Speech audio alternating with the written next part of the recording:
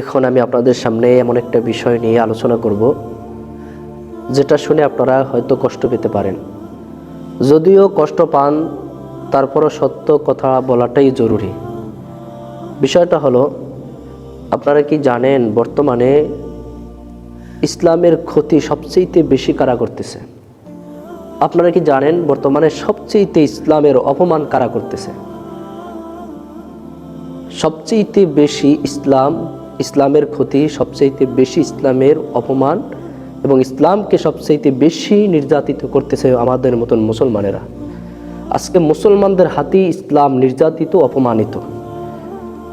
কারণ আমরা মুসলমানের নাম দিয়া মিথ্যা কথা বলি, মানুষের গীবত করি, শিকায়ত করি, কাফেরদের কাছে গিয়ে মাতানত করি, কুফরি শক্তির কাছে গিয়ে মাতানত করি।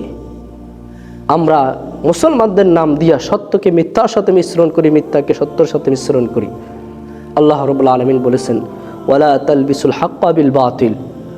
আল্লাহ তাআলা বলেন, হে আমার বান্দারা, তোমরা সত্যকে মিথ্যার সাথে মিশ্রণ করিও না।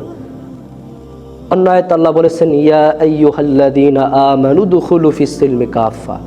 হে ঈমানদারগণ, তোমরা ইসলামে প্রবেশ করলে পরিপূর্ণভাবে প্রবেশ করো, অর্ধ ইমানে ইসলামে প্রবেশ করিও না। কারণ অর্ধ ইসলাম এটা মুসলমানদের জন্য ক্ষতি, অর্ধেক ইসলাম মুসলমানদের জন্য ক্ষতি।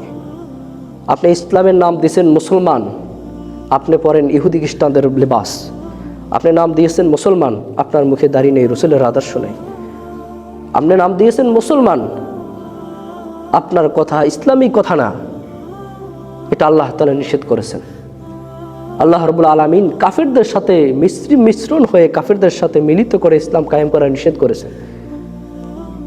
আল্লাহ রাব্বুল আলামিন বলেছেন, হক পথে থাকো, সত্য পথে চলতে থাকো, বিজয় আমি আল্লাহ দান করব।